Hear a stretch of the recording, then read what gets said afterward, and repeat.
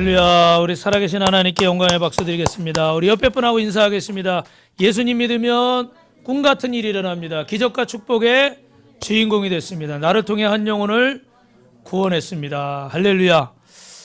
여러분, 미국의 로스앤젤레스 거리에 한 젊은이가 지나가는데 티셔츠에 붉은색으로 글씨가 쓰여져 있는 거예요. 그게 뭐라고 쓰여 있냐면 I'm a slave for Christ. 나는 그리스도의 종입니다. 노예입니다. 그런데 지나가는데 보니까 등에도 글씨가 또 써 있어요. 빨간 글씨로. 뭐라고 써 있어요? Whose slave are you? 당신은 누구의 종입니까? 노예입니까? 여러분, 이게 오늘 여러분이 읽으신 본문 로마서 6장의 내용입니다. 여러분은 누구의 노예입니까? 노예란, 종이란 자유를 빼앗긴 사람입니다. 박탈당한 사람이에요. 그런데 그리스도의 종은, 그리스도의 노예라는 표현은 좀 그렇지만 그리스도의 노예는 자유를 스스로 포기한 사람인 줄로 믿습니다. 그래서 예수님만이 내 삶의 주인이라고 인정하고 그분에게 순종하기로 결단한 사람들이 바로 그리스도인들인 거예요. 오늘 여러분이 읽으신 본문에 가장 많이 나오는 단어가 바로 순종이라는 단어입니다. 왜 그럴까요? obedience. 이 순종이라는 말은 여러분이 최후의 승리하는 결정적인 마지막 요소인 거예요. 그래서 우리의 삶을 주님 앞에 드릴 때 최후의 승리가 이루어지는 줄로 믿습니다. 예수님이 십자가에서 당신의 생명을 드렸을 때 최후의 승리를 하시고 오늘 하나님의 뜻을 이루어서 저와 여러분을 구원하신 줄로 믿습니다. 할렐루야. 여러분, 내 삶을 주님께 드리는 것이, 내 시간을 주님께 드리는 것이, 내 소중한 것을 드리는 것이 바로 순종인 것입니다. 그러면 어떻게 우리가 주님 앞에 순종해야 할 수 있을까요? 순종해야 될 이유는 무엇입니까? 오늘 본문의 15절에 보니까 따라합니다. 은혜 때문입니다. 뭐라고요? 은혜 때문입니다. 여러분, 15절에서 우리가 법 아래 있지 않고 은혜 아래 있다라고 말씀을 하고 있습니다. 우리 자녀들을 키울 때 우리가 법 아래서 키웁니까? 은혜 아래서 키웁니까? 부모님들이 안 계신가 봐요. 네. 그 예를 들어 규칙을 정했어요. 우리는 몇 시까지 들어오고 밥은 어떻게 먹고 어떻게 해라. 자녀들에게 규칙을 줬습니다. 만약에 이 규칙을 안 지키면 너는 우리 집에서 추방한다. 호적에서 파버린다. 옛날 어른들은 가끔 그런 얘기 하셨잖아요. 그죠? 호적에서 빼버리겠다고. 그런데 그렇게 자녀를 키우는 분들은 거의 없습니다. 대부분은 그렇게 이야기할 수도 있을지 모르지만 은혜 안에 키우고 있어요. 맞죠, 여러분? 하나님이 우리를 세워가시는데도 법 아래서 우리를 세우시는 게 아니라 은혜 안에서 세우시는 줄로 믿습니다. 율법만 가지고 우리를 정죄하고 지옥 갈 사람을 뽑아내는 게 아니라 하나님의 은혜와 십자가의 사랑으로 우리를 구원하시기 위해서 오늘도 우리를 은혜 가운데 살게 하신 줄로 믿습니다. 옆에 분하고 인사합니다. 성도님은 선택받은 사람입니다. 할렐루야. 여러분, 그러면 질문이 있어요. 법 아래 있을 때와 은혜 아래 있을 때 언제 죄를 더 짓게 될까요? 어떻게 생각하세요, 여러분? 오늘 14절 말씀에는 15절하고 똑같지만 15절 말씀 한번 같이 14절 읽어볼까요? 시작. 죄가 너희를 주장하지 못하리니 이는 너희가 법 아래 있지 아니하고 은혜 아래 있음이라. 율법 아래 있는 것이 아니라 하나님의 은혜 안에 있기 때문에 죄가 우리를 주관하지 못한다는 거예요. 그래서 여러분, 은혜의 힘은 율법의 힘보다 큰 줄로 믿습니다. 율법의 힘이 강제적이고 타율적이라면 은혜의 힘은 자율적이고 감동적인 거예요. 그래서 은혜를 받으면 스스로 사랑하게 되고 스스로 용서하게 되고 스스로 순종하게 되는 줄로 믿습니다. 근데 율법은 어떻게 돼요? 혼나지 않으려고, 벌받지 않으려고, 불이익당하지 않으려고 억지로 지키다 보니까 이것은 효과가 더 없는 거예요. 그래서 에베소서 2장 8절에 너희가 그 은혜를 인해 구원을 얻었느니라. 할렐루야. 율법 때문에, 법 때문에 우리가 그걸 잘 지켜가지고 구원을 받은 게 아니라는 거예요. 하나님의 은혜 때문에 구원받은 거예요. 우리는 우리가 뭐 주의를 잘 지키고 뭐 11조 잘하고 뭐 전도 잘하고 뭐 좀 말씀대로 사랑하고 이러면은 우리 스스로가 우쭐한 거예요. 내가 좀 뭘 했지? 내가 이렇게 했는데도 하나님이 나를 복 주시지 않나? 이렇게 막 의문을 가지고 원망하는 그런 때가 있습니다. 그런데 여러분, 하나님 앞에서 우리의 행함도 중요하지만 결국은 하나님의 은혜로 구원받는 줄로 믿습니다. 오늘도 여러분, 우리 그 찬양팀이 찬양을 멋있게 아주 잘했는데, 특히 우리 또 정 목사님이 요즘 막 실력이 늘은 것 같아. 원래 잘했다는 표정 같아요. 네. 근데 막 찬양을 막 인도하고 막 뜨겁게 막 신나게 막 할렐루야. 좀 안타까운 것은 좀 많이 찬양에 동참해서 막 이래야 되는데 앞에서 하는 분들이 좀 기운이 빠져. 옆 사람하고 인사합시다. 찬양에 동참합시다. 찬양에 동참해. 그래야 또 하는 사람도 어떻게 돼? 신나는 거예요. 만약에 제가 여러분 여기서 우리 뭐 사모님 한 분 딱 앉혀놓고 설교하려고 그러면 어떻게 해요? 목소리가 크겠어요? 작겠어요? 작을 거 아니에요, 그죠? 근데 또 이렇게 여러분이 계시니까 어떻게 목소리가 커지잖아요. 찬양도 마찬가지야. 함께 하는 사람이 있을 때 그 찬양에도 힘을 얻어요. 근데 여러분 우리가 찬양팀이 이렇게 열심히 막 찬양을 준비하고 막 연습도 하고 막 할 때 보니까 어떨 때는 막 1시 반까지 막 이렇게 하는데 내가 주님 앞에 이렇게 했으니까 내가 주님이 나를 당연히 이렇게 대우를 잘해 주셔야지. 이런 생각 할 수 있어요, 없어요? 있어요. 있긴 있어요. 있어. 그런데 그런 마음만 가지고 하면 될까요, 안 될까요? 안 되겠죠. 내가 주님께 받은 은혜가 더 크니까 내가 주님 앞에 이렇게 찬양으로 영광 돌릴 수 있으면 감사하다. 피아노 친다고 다 여기서 연주하는 거 아니에요? 그죠? 바이올린 한다고 다 연주하는 거 아니에요? 저도 바이올린 할 줄 알아요. 한 2년 안 해서 지금 개명도 잘 생각이 안 나지만 할 줄 안다고 다 쓰임 받는 게 아니에요. 잘한다고 쓰임 받는 게 아니에요. 못하든 잘하든 할 줄 알든 할 줄 모르든 주님이 쓰시는 사람이 돼야 쓰임 받는 줄 믿습니다. 교회가 작아서 성도가 작으면 쓰임 받을까요? 아니요. 아무리 큰 교회 가도요. 저도 이렇게 20년을 넘게 있었잖아요. 항상 보이는 사람만 보여. 항상 쓰이는 사람만 쓰여. 아세요, 여러분? 뭐 성탄절 예배 때, 송구영신 예배 때, 주일 예배 때 보면 항상 그 사람이 그 사람이야. 그렇게 막 그냥 뭐 성도가 많은 것 같아도 몇천 명씩 막 돼도 뭐 그 옛날에 나간 사람들까지 해놓으니까 교회 연역에는 1만 명이 넘더라고요. 제가 서울에 있을 때 1만 명이 넘는데 보이는 사람만 보여. 희한하죠? 여러분, 하나님이 여러분 모두를 사용하시기 원하시지만 다 쓰임 받는 게 아니라는 거예요. 그래서 쓰임 받는 것에 대해서 여러분이 감사하시길 바랍니다. 죄송한데 한 번만 인사할까요? 감사하십시오. 이렇게 엄지 이렇게 시작. 감사하십시오. 당신이 최고입니다. 할렐루야. 여러분 M.R. 디안이라는 그 신학자가 있습니다. 설교가가 있어요. 이분이 여러분 보시는 것처럼 율법이냐 은혜냐 이런 책을 썼는데 여기 보면 이런 내용 하나가 나와요. 옛날에 우리 봉건 시대에는 그 주인이 노예, 뭐 하녀 이렇게 막 그 부리고 살았잖아요. 그죠? 그런데 이 하녀에게 예를 들어서 뭐 6시에 일어나서 7시까지 뭐 청소를 하고 8시까지 주인님 밥상을 차리고 뭐 9시까지 아이들을 돌보고 뭐 이런 규칙을 정했어요. 그런데 만약에 이 규칙을 안 따르면 어떻게 됩니까? 매를 맞든지 뭐 혼이 나든지 이럴 거 아니에요. 그죠? 왜냐하면 그때 당시 노예는 인권이 인정받지 못하던 때였으니까. 그래서 막 혼이 안 나려고 벌 안 받으려고 매 맞지 않으려고 막 하는 거예요. 근데 어느 날 영화의 한 장면처럼 그 주인이 하녀가 너무 마음에 드는 거예요.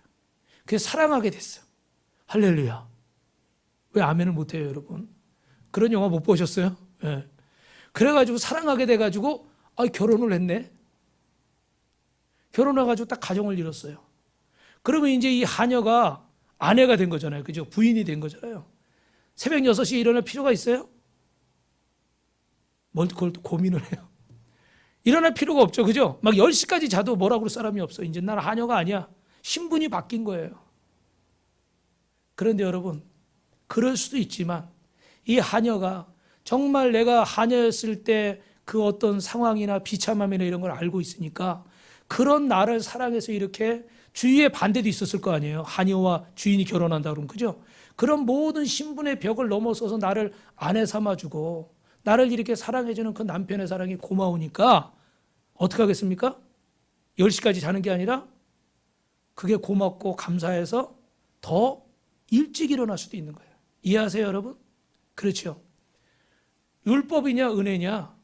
율법은 억지로는 하게 할 수 있는 거예요. 근데 은혜는 스스로 하게 만드는 거예요. 할렐루야. 그래서 오늘 저와 여러분이 은혜 받는 자가 돼야 될 줄로 믿습니다. 아멘.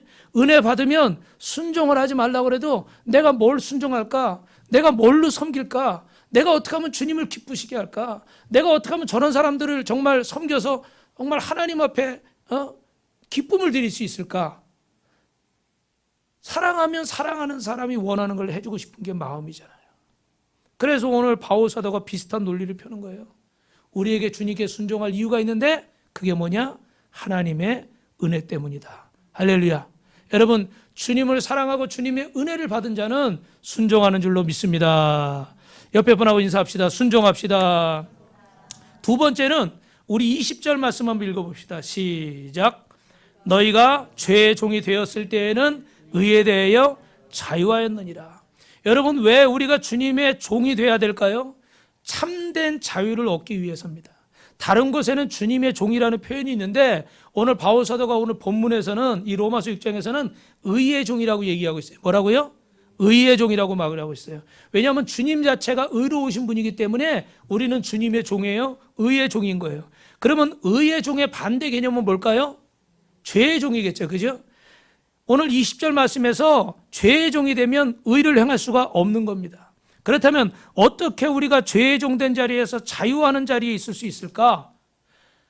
에베소서 4장에 보니까 죄를 안 짓겠다고 결심하는 것만으로는 안 된대요. 이게 무슨 얘기냐면 거짓말하는 사람이나 거짓말하지 말아야지, 도둑질하는 사람이나 도둑질하지 말아야지, 그걸로 끝나지 않는다는 거예요. 거짓말하는 사람은 참말, 진실된 말을 해야 되고, 도둑질하던 사람은 도둑질하는 손을 가지고 남을 구제하고 섬기고 사랑하는 손이 돼요. 믿으시면 아멘. 우리가 예수님을 믿으면서 오늘 말씀을 듣고 나 예수님 사랑해야지, 나 예수님 잘 믿어야지, 그걸로 끝나면 안 된다는 거예요. 내가 그럼 주님을 어떻게 살아갈 것인가? 정말로 하나님 앞에 예배하는 것이 하나님을 인정하는 것인데 내가 하나님 앞에 온전한 예배를 드리겠다. 내가 하나님을 인정하고 하나님 앞에 기도하겠다. 주님께 내가 받은 은혜가 큰데 내가 주님을 위해 다른 사람을 섬기고 정말로 주님을 기쁘시게 하는 일에 내 삶을 헌신해야 되겠다. 할렐루야. 할렐루야. 아멘 소리가 작아지는 것이 점점 부담이 되시나 보네. 다시 한번요. 내가 주님을 위해 헌신해야 되겠다. 내가 주님을 정말 기쁘시게 해야 되겠다. 그 결심이 섰다면 그게 어떻게 돼요? 행동으로 옮겨질 때 여기에 하나님의 은혜가 임하는 거예요. 진정으로 자유한 사람이 되는 거죠. 믿으시면 아멘 하시기 바랍니다. 그래서 우리가 죄의 종된 자리에서 자유는 무엇입니까? 죄의 종이 안 되겠다는 결심만으로는 부족하다는 거예요. 좀 더 적극적으로 의의 근원이신 예수님의 종이 되라는 겁니다. 어떻게 우리가 예수님의 종이 될 수 있을까요? 먼저는 여러분 잘 들으세요. 예수님을 나의 구세주와 주님으로 영접하시기 바랍니다. 아멘. 그리고 두 번째는 어떻게 돼요? 그 주님 앞에 나를 드리는 거예요. 오늘 처음에 말씀드렸죠, 그죠? 나를 주님 앞에 드리려면 나를 주장해서는 안 되는 거예요. 내 가치관, 내 결심, 내 방법, 내 색깔, 지난주에 말씀드린 것처럼 뭐예요? 내가 원하는 곳에서 내가 원하는 방법으로 내가 원하는 응답을 받겠다? 그거보다 이제는 주님이 원하시는 곳에서 주님이 원하시는 모습으로 주님이 원하시는 은혜를 사모하는 사람. 그 사람이 주님 앞에 뭐 하는 사람입니까? 순종하는 사람인 거예요. 그래서 여러분 오늘 17절 18절 말씀 같이 읽어보겠습니다. 시작. 하나님께 감사하리로다. 너희가 본래 죄의 종이더니 너희에게 전하여 준 바 교훈의 본을 마음으로 순종하여 죄로부터 해방되어 의에게 종이 되었느니라. 하나님께 감사하십시오 여러분. 왜요? 전에는 당신이 죄의 종이었습니다. 그런데 지금은 아닙니다. 왜요? 그 증거가 따라합니다. 말씀에 순종하기 시작했습니다. 할렐루야. 누구의 말씀에 순종하기 시작했을까요? 주님의 말씀에 순종하기 시작했다는 거예요. 여러분 당신이 의의 종으로 살고 있다는 증거는 뭐냐면 내가 주님 말씀 따라 살려고 노력하고 있다는 거예요. 할렐루야. 이번 주에 월요일날 월삭 새벽 예배가 있었죠. 기대했던 것처럼 많은 분들이 주무셨습니다. 근데 제가 이번 주에 하나님은 그래도 꼭 한 사람을 통해서라도 은혜를 주셔요. 솔직히 좀 이렇게 여러분이 전부 순종을 못하니까 제 마음이 좀 안 좋은 건 사실이에요. 그런데 그때마다 하나님께서 위로의 요소를 주시는데 이번 주에는 우리 그 젊은이들이, 청년들이 몇 분이 나오셨어요. 그래서 제가 딱 설교를 하는데 보니까 야, 청년부 설교하는 것 같아.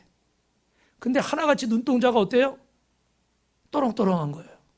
그리고 저를 쳐다보는데 제가 순간 긴장이 되더라고. 새벽 예배는 좀 짧게 하잖아요. 예. 그런데 막 긴장이 돼가지고 막 더 잘해야 될 것 같아. 할렐루야. 저도 오랜만에 느끼는 감정이에요. 뭐 한 1000명, 10,000명 그렇게 온 게 아닌데 제가 순간 긴장을 했다니까. 하나님이 새벽 이슬 같은 청년들을 깨워서 보내셨구나. 그래서 우리 봉준 씨도 평생 예수 믿고, 예수 믿은 지 지금 한 3년, 4년 됐거든요. 우리 교회 처음 나와서 예수 믿고. 근데 새벽 예배 지금 처음 나온 거예요. 박수 한번 해주세요. 박수. 응. 우리 다른 분들도 오셨는데 봉준 씨는 지금 평생 새벽 예배에 처음 나온 거예요. 예. 근데 여러분 이게 얼마나 감사한 일이에요. 한 영혼이 천하보다 귀하다고 그랬잖아요. 그런데 우리 학생들이 학교 가야 되는데 그 새벽에 일어나서 일찍 일어나가지고 또 하고 가려면 얼마나 또 졸리고 피곤해요. 그죠? 그런데도 하나님 말씀에 순종해서 그 은혜가 고맙고 감사하니까 주님의 말씀에 뭐 하고 싶어지는 거예요? 순종하고 싶어지는 거예요. 노예가 아닌 거예요. 내가 스스로 순종하는 거예요. 그래서 주님의 말씀을 따르는 자는 그 안에 참된 자유가 있는 줄로 믿습니다. 여러분 잘 아시는 탕자를 보니까 탕자가 아버지 곁을 떠났어요. 아버지 재산 가지고 유산 받아서 아마 아버지 잔소리가 듣기 싫든지 함께 사는 게 뭐 구속처럼 느껴졌든지 그래서 떠났습니다. 그런데 그 탕자가 순간 자기는 자유를 만끽하는 것 같았어요. 그래서 자기 마음대로 막 돈도 쓰고 막 자기 마음대로 막 살았어요. 그런데 어느 날 보니까 돈이 떨어지니까 어떻게 돼요? 친구들도 다 떠나가 버리고 아주 비참한 상황이 돼버린 거예요. 그리고 자기는 배가 고파서 돼지 우리에 들어가서 돼지들이 먹는 지엽 열매를 주워 먹고 있어요. 완전히 죄송하지만 좀 짐승처럼 그렇게 된 거예요. 그러니까 나는 참된 자유를 찾아서 이렇게 하면 내가 좋을 것 같아서 갔는데 오히려 더 어떻게 해요? 더 죄의 종로로 사는 거고 더 인생이 비참해진 거예요. 그래서 순간 깨달았어요. 내 아버지 집에 있을 때 내가 배불리 먹고 행복했는데 그리고 아버지께 돌아가기로 결심을 합니다. 그리고 돌아가면서 무슨 생각을 해요? 내가 아버지의 아들이라 일컬음을 받지 않아도 좋습니다. 그냥 아버지 집의 종으로 품꾼의 하나로 보셔도 좋습니다. 그런데 결론은 뭐예요, 여러분? 아버지가 그를 어떻게 대접하죠? 아들로 받아주죠. 할렐루야. 그 맨발로 뛰어나가서 그를 끌어안고 손에 가락지 끼우고, 손에 가락지 끼운다는 건 아들의 신분을 회복하는 거예요. 송아지 잡아서 동네 사람 불러 잔치하는 거예요. 이 잔치는 뭐예요? 최고로 대접해 주는 거잖아요. 그죠? 이런 대접을 아들이 받는 거예요. 그 순간 탕자가 무슨 생각을 했을까요? 아버지와 함께 있을 때 내가 자유를 뺏긴 게 아니고, 아버지와 함께 있을 때 내가 불행한 게 아니고, 아버지와 함께 있을 때 내가 내 마음대로 술 마시고 내 마음대로 담배 피고 내 마음대로 못해서 그런 게 아니고, 아버지와 함께 있을 때 나는 진정으로 행복했구나. 할렐루야. 지금 보여드리는 그림은 제가 새가족 초청잔치 때 하는 설교의 그림인데 우리 렘브란트가 지은 탕자입니다. 그린 탕자예요. 그래서 저 그림을 오늘 자세히 설명하지 않겠지만 저 아버지가 이렇게 머리 다 깎이고 뒷모습 보이는 게 탕자거든요. 그죠? 신발도 한 짝 벗겨져 있고 뭐 그런 모습이에요. 그런데 저기 보면 손이 아버지가 손을 등에 대고 있는데 하나는 남자 손이고 하나는 여자 손인 거예요. 렘브란트가 왜 그렇게 표현했냐면 하나님 아버지는 우리에게 이렇게 정말 아버지같이 든든한 분이기도 하지만 어머니같이 어떻게 돼요? 따뜻한 분이기도 하다. 할렐루야. 그런 여러 가지 의미를 담아서 저 그림을 그렸습니다. 저 옆에 쳐다보는 사람 중에는 그 형이 있죠. 형. I am slaving of you. 내가 당신의 노예였습니까? 나한테는 친구들을 불러서 염소새끼 한 마리 잡아준 적 없으면서 어떻게 저 집 나가서 저 돈 다 쓰고 전 나쁜 놈을 저렇게 대접해 줍니까? 막 큰형이 막 화내잖아요. 그죠? 그랬더니 아버지가 I am son, 내 아들아. 너는 항상 나와 함께 있지 않니? 이게 새생명 축제 때 해야 되는데 오늘 다 해버리면 안 되는데. 너 내 것이 다 너의 것이다. 그리고 또 큰아들까지 위로하는 그런 이 의미가 다 담겨져 있는 그런 그림이에요. 여러분 중요한 것은 오늘 이 탕자가 자신이 억압받는다고 생각했는데 그러나 아버지 앞에 있을 때 진정으로 그는 어떻게 돼요? 행복했던 거예요. 자유했던 거예요. 우리 옆에 분하고 한번 인사하실까요? 주님 곁에 있을 때 성도님은 자유합니다. 행복합니다. 여러분, 새들이 하늘을 날 수 있을 때 자유하죠. 물고기는 어디서 자유합니까? 물속에서. 여러분, 철도를 달리는 기차는 어디에서 잘 달릴까요? 레일이 있을 때. 제가 여기서 제주도를 가려고 그러는데 비행기 타는 게 너무 불편하고 좁아가지고 나는 걸어서 갈래, 뛰어서 갈래. 그리고 막 헤엄치고 가다 어떻게 돼요? 물에 빠져 죽는 거예요. 죄송합니다. 근데 비행기 타는 게 좀 좁고 불편하고, 저도 꼭 비행기 타면요 먼저 손을 이렇게 하고 안 떼. 이유는 아시죠, 여러분? 이걸 한번 양보하면 그 사람이 얹으면 밀 수는 없잖아요. 그러니까 이거를 불편해도 계속 이러고 있어야 돼. 자기를 주장하는 게 아직도 강해가지고. 근데 이러고 있기가 싫거든. 너무 좁으니까. 창가는 처음에는 창가를 좋아했는데 초창기에는 하도 자주 차니까 창가는 또 불편해 이렇게. 그리고 나가려고 그러면 또 이렇게 옆 사람 비켜줘야 되잖아요, 그죠? 그 쪽 통로 쪽에 이렇게 앉는데 탁 이러고 있는 거예요. 그런데 그렇게 불편하지만 그 비행기가 여러분은 어떻게 해야 돼요? 안전하게, 가장 빠르게 여러분이 원하는 곳에 데려다 주는 거예요. 그건 구속이 아닌 거예요. 그건 종노릇이 아닌 거예요. 그 안에 진정한 자유가 있는 거예요. 할렐루야. 그래서 성 어거스틴은 오 하나님, 내가 당신의 품으로 돌아가실 때까지는 내게 참된 안식과 참된 평안이 없었습니다. 이런저런 모든 것을 다 해봤지만 이런 진정한 평안이 없었던 거예요. 여러분, 더 이상 죄의 종으로 살지 마시고 의의 종으로, 우리 주님의 종으로 참된 자유를 누리시기를 주님의 이름으로 축원합니다. 마지막 세 번째로 우리 21절부터 23절 한번 읽어볼까요? 시작. 너희가 그때 무슨 열매를 얻었느냐? 이제는 너희가 그 일을 부끄러워하나니 이는 그 마지막이 사망임이라. 그러나 이제는 너희가 죄로부터 해방되고 하나님께 종이 되어 거룩함에 이르는 열매를 맺었으니 그 마지막은 영생이라. 죄의 삭은 사망이고 하나님의 은사는 그리스도 예수 우리 주 안에 있는 영생이니라. 할렐루야. 여러분, 마지막 세 번째 이유는 열매 때문입니다. 아멘. 오늘 이 본문은 인간이 다 노예라고 종이라고 말하면서도 죄의 노예든지 의의 노예든지 사람은 다 노예라는 거예요. 종이라는 거예요. 그러면 이 종은, 죄의 종은 어떤 결과를 가져옵니까? 21절에 보니까 그 마지막이 뭐라고 그래요? 사망이다. 열매라고 표현을 했죠. 그죠? 그 마지막 죄의 종의 열매는 뭡니까? 사망인 것입니다. 죽음밖에 기다리는 게 없고 부끄러운 것밖에 기다리는 게 없고 냄새난 일밖에 기다리는 게 없는 거예요. 근데 반대로 의의 종은 19절에 보니까 뭐라고 그래요? 너희 지체를 의에게 종으로 들여서 거룩함에 이르라. 할렐루야. 따라합니다. 의의 종이 되면 거룩합니다. 거룩함의 열매를 맺게 된다는 거예요. 여러분, 기독교 철학자 프랜시스 세퍼라는 분이 있는데 여러분도 한번 알아두세요. 근데 이 신학의 근간을 만들었던 아주 훌륭한 신학자인데, 이분이 그 미국에 와서 어느 대학교에서 설교를 하는데 아주 비장한 얘기를 하는 거예요. 이런 설교를 합니다. 여러분의 삶의 목표가 행복이라면 불신자와 다른 게 무엇이 있습니까? 그리스도인들의 삶의 목표는 행복 이상이어야 됩니다. 여러분 가운데 거룩함을 삶의 목표로 삼으시기 바랍니다. 할렐루야. 그냥 단순한 행복만 추구한다면 우리는 세상의 모든 사람들과 비교할 수 있는 게 없는 거예요.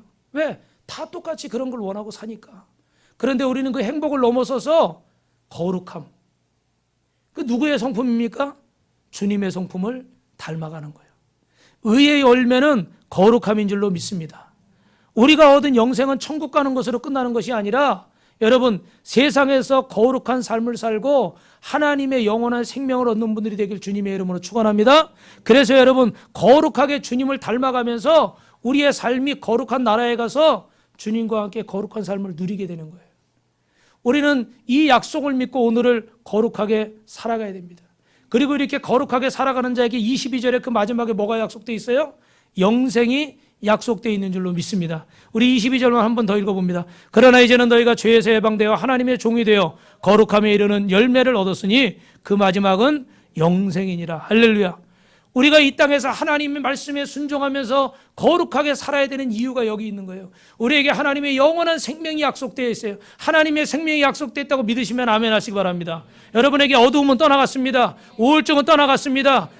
두려움은 떠나갔습니다. 염려는 떠나갔습니다. 죄와 저주의 질병은 떠나갔습니다. 할렐루야. 그러면 우리가 이 주님의 거룩함을 가지고 영생을 소망하며 이 땅에 살아가야 된다는 거예요. 그래서 미국 라디오 텔레비전의 한 소년 이야기가 거의 매일 방송됐던 적이 있었습니다. 좀 오래전이지만 라이언 화이트라는 소년이에요. 이 소년은 에이즈에 걸렸어요. 다른 어른들 때문에 잘못해서 이 소년이 에이즈에 걸렸습니다. 13살 때 혈류병 치료를 받다가 그 수술 중에 수혈을 잘못해서 에이즈 환자의 피가 몸에 들어와 버린 거예요. 그래서 결국은 5년밖에 못 살고 18살에 세상을 떠나가게 됐는데, 주님의 부르심을 받았는데, 그 몇 년 사는 동안 이 아이가 얼마나 정말 멋있게 밝게 당당하게 아름답게 살았는지 이게 신문 기자들이 막 신문에 막 뉴스에 이런 데 막 나오게 된 거예요. 그래서 여러분이 잘 아시는 지금 저 사람은 누구예요 옆에? 마이클 잭슨 뒤로 가는 사람 있잖아요. 그죠? 그 뭐 레이건 대통령, 그때 뭐 엘튼 존, 지난번에 대통령 했던 트럼프, 이런 사람이 다 이 소년을 찾아가서 만나고 뭐 뉴스에도 나오고, 그리고 또 그런 사람들이 가니까 선물이 어땠을까요? 어마어마한 선물도 받았어요. 그렇게 사람들에게 많이 인기가 있고 인정받던 그런 소년이었어요. 그런데 이 소년이 하늘나라 가기 얼마 전에 크리스찬 잡지에 이런 기사가 쏠렸어요. 소년의 아버지가, 아들아, 이제는 너에게 아무것도 해줄 수가 없구나. 아버지가 더 이상 어떤 선물도 줄 수 없음을 용서해다오. 아버지지만, 자식을 살리고 싶지만 더 이상 어떤 것도 해줄 수가 없는 거예요. 그때 이 라이언이라는 소년이 이렇게 대답하는 겁니다. 여러분 잘 들어보세요. 저는 선물을 많이 받았지만 아무도 아빠 같은 선물을 준 사람이 없습니다. 아빠는 저에게 예수님을 소개했잖아요. 아빠 때문에 저는 교회에 나가서 예수님을 믿었고 영원한 생명을 선물로 얻었어요. 이제는 제가 죽어도 천국에 가는 것이 확실해요. 아빠는 저에게 가장 위대한 선물을 주셨습니다. 이 기사가 많은 미국인들을 울렸습니다. 여러분, 부모가 정말 자녀에게 해줄 수 있는 것이 얼마나 많을까요? 또 자녀가 부모에게 감사하다고 할 수 있는 것이 얼마나 많을까요?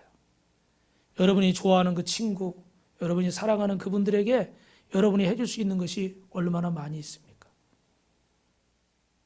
여러분, 어떤 선물보다도 귀한 것은 영원한 생명을 선물하는 것인 줄로 믿습니다. 그게 복음이고 그게 예수님인 거예요. 그래서 이 소년은 세상에 제일 대단하다고 하는 그런 선물들을 받아보았지만, 그러나 영원한 생명이 자기에게 가장 큰 선물이었다는 거예요. 우리는 그 영원한 생명 되신 주님을 선물로 받았기 때문에, 하나님의 아들이신 그분이 높고 높은 보좌를 버리고 낮고 낮은 이 땅에 인간의 모습으로 베들레헴 말구유에 오셔서 목수의 아들로 33년을 사시면서 여러분 저의 죄를, 여러분의 죄를 지고 십자가에 두 손 두 발 못 박혀서 옆구리 창에 찔려서 물과 피를 다 쏟으시면서 그 죄인들의 조롱 속에 죽어가셨지만 사흘 만에 사망과 어둠의 권세를 이기시고 부활하셔서 죄로 인해 죽을 수밖에 없는 저와 여러분을 구원하신 줄 믿습니다. 그래서 오늘 이 자리에 인도해 주셨어요. 그래서 우리는 그 은혜와 그 사랑이 너무나 감사하고 고마워서 이렇게 결심하는 거예요. 이제는 주를 위해 살겠습니다. 할렐루야. 이제는 주님을 위해 살겠습니다. 공부를 하든지 직장을 다니든지 사업을 하든지 살림을 하든지 내가 뭘 하든지 간에 이제는 이것이 주님을 위한 삶이 되게 해 주옵소서. 할렐루야. 여러분, 이런 얘기를 하고 정리하려고 그래요. 저를 한번 보세요. 출애굽기 21장에 보면 이런 얘기가 나와요. 우리 5절 6절만 한번 같이 읽어볼까요? 네. 5절 6절이요. 시작. 만일 종이 분명히 말하기를 내가 상전과 내 처자를 사랑하니 나가서 자유인이 되지 않겠노라 하면 상전이 그를 데리고 재판장에게로 갈 것이고 또 그를 문이나 문설주 앞으로 데리고 가서 그것에다가 송곳으로 그의 귀를 뚫을 것이라. 그는 종신토록 그 상전을 섬기리라. 여러분 아시지만 이스라엘에는 안식년이 있잖아요. 농사를 짓다가 7년째 되는 해는 쉬게 합니다. 왜냐하면 그 영양분이 다 빼앗겼기 때문에 계속 농사를 지면 작물이 제대로 자랄 수가 없잖아요. 그래서 7년째 되는 해는 6년 동안 농사 짓고 쉬는 거예요. 그리고 이제 희년이라고 하는 건 여러분 49년 지나서 50년의 주빌리라고 그래서 모든 것을 원상태로 뭐 빼앗긴 거 뭐 이런 거 다 돌려주는 거예요. 자기 자리로 가는 거예요. 그런데 이 7년 안식년에는 또 어떤 게 있었냐면 그때 당시는 노예가 있던 시대잖아요. 그런데 노예가 되는데 자기 의지와 상관없이 아버지가 술 마시고 술값을 못 갚아가지고 끌려가 노예가 되기도 하고 막 억울하게 노예가 된 사람이 너무 많은 거예요. 그래서 7년째에는 다 돌려보내라. 이런 법이 있었어요. 그래가지고 7년째에는 돌려보내야 되는데 6년 동안 열심히 일 시켰으니까 7년째는 돌려보내는 거예요. 근데 돌려보내는데 그냥 돌려보내는 게 아니라 6년 동안 남의 집 일만 했으니까 지금 먹고 살 게 없잖아요. 그죠? 그럼 나갔다가 다시 배고파가지고 돌아올 수가 있잖아요. 그러니까 최소한 나가서 배고파 돌아오지 않도록 정착할 수 있도록 방 한 칸이라도 구할 수 있도록 한몫 챙겨서 보내라. 할렐루야. 이런 법이 있었어요. 그래서 노예들은 7년째가 되면 내가 아무리 억울하게 노예가 됐어도 풀려날 수 있는 기회가 있었습니다. 그런데 오늘 여러분이 읽으신 이 출애굽기 21장 말씀처럼 그 노예가 상전이 너무 좋은 거예요. 내 상전은 정말 갑질 안 하고 나에게 너무너무 잘해주는 거예요. 그래서 나는 이런 분이라면 내가 평생을 모시고도 살 것 같아.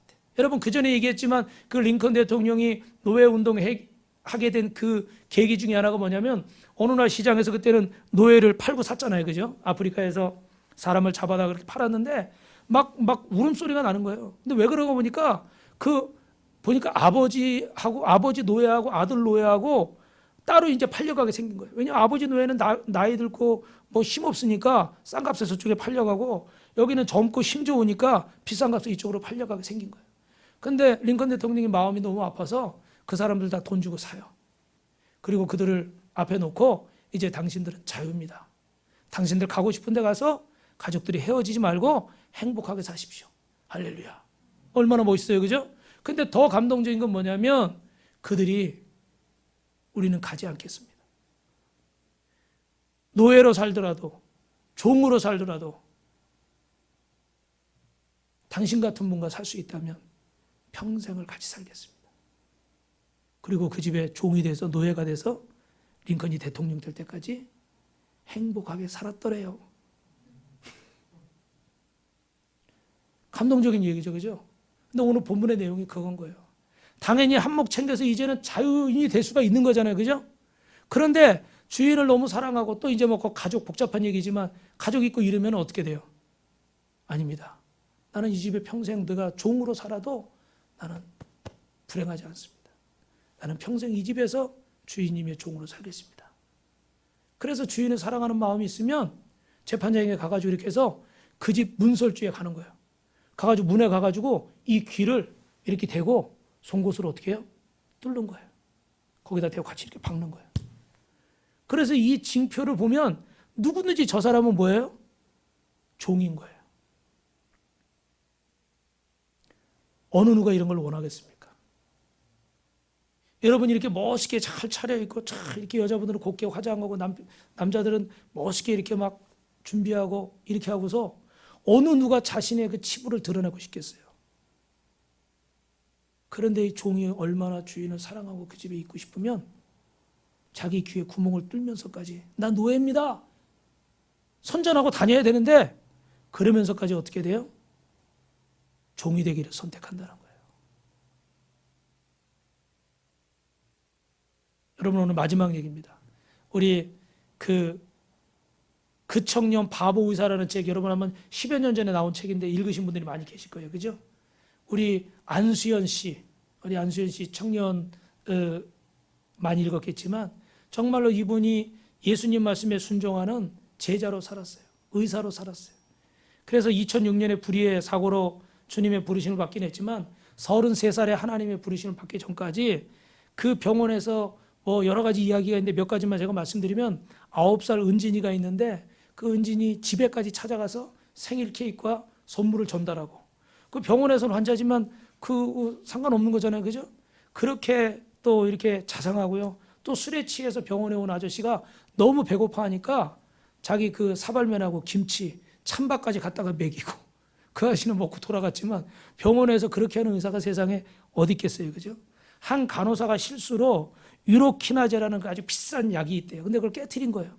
근데 이 간호사가 이제 안절부절 못하는데 이 안수현 씨 의사가 병원을 다 뒤져가지고 그 약을 또 찾아오기도 하고, 파업으로 의사들이 다 의료 행위를 거부할 때 기도 가운데 환자들을 지켜야 되겠다고 동료들의 욕을 그렇게 먹으면서도 환자들 곁을 지키고, 또 자기 일이 업무가 다 끝난 일과 후에도 일일이 환자들을 찾아가서 그들을 위해서 기도해주고, 그랬더니 어떤 분은 그 암에 걸리셨는데 여자 할머니이신데 정말 저 젊은 의사가 저 레지던트가 나를 살렸다고 말할 정도로 그렇게 대단한 그런 사랑을 보여줬다고 그래요. 책을 사도요, 나를 위해서는 한 40% 산다고 그러면 다른 사람에게 선물하기 위해서 60%의 책을 샀어요. 그래서 1년에 몇 권을 선물했나 보니까 한 300권 정도를 선물했대. 대단하죠? 그죠? 그렇게 바쁜 생활 중에도 일주일에 책을 꼭 3권씩 읽었대요. 저도 한 권씩은 꼭 읽으려고 그러는데 그것도 쉽지 않잖아요, 여러분. 근데 그 바쁜 중에도 3권씩 읽고 그러면서 또 하나는 예배 드리기 위해서 자기 당직이 걸리면 부탁을 해가지고 자기가 다른 시간에 당직 서주겠다고 하고 예배를 꼭 하나님 앞에 올려드렸다는 거예요. 그래서 이분이 이렇게 하늘나라 가니까 사람들이 그 청년, 그 의사 바보야, 바보. 세상 사람들이 볼 때는 바보처럼 산 거예요, 그죠? 그래서 정말 한 길밖에 모르는 바보였고, 어딜 가나 하나님께 속해 있고 어딜 가나 하나님의 제자로서 순종하는 삶을 살았어요. 그래서 이 안수현 씨 그 앞에 붙는 이름이 스티그마, 흔적. 우리 앞에서 얘기했죠? 예수님의 흔적. 정말 내가 주님의 종이라는 그 흔적. 이 종이 너무 주인을 사랑해서 자기 귀에 구멍을 뚫면서까지 이 스티그마를 남기면서까지 나는 당신의 종으로 살겠습니다. 우리가 정말 주님의 은혜가 감사하면 그 은혜에 참된 자유가 있는 줄로 믿습니다. 그리고 여러분이 하나님 말씀대로 거룩하게 살고 여러분에게 영원한 생명이 약속되어 있는 줄로 믿습니다. 그렇게 되기를 주님의 이름으로 축원합니다. 축원합니다. 기도하겠습니다.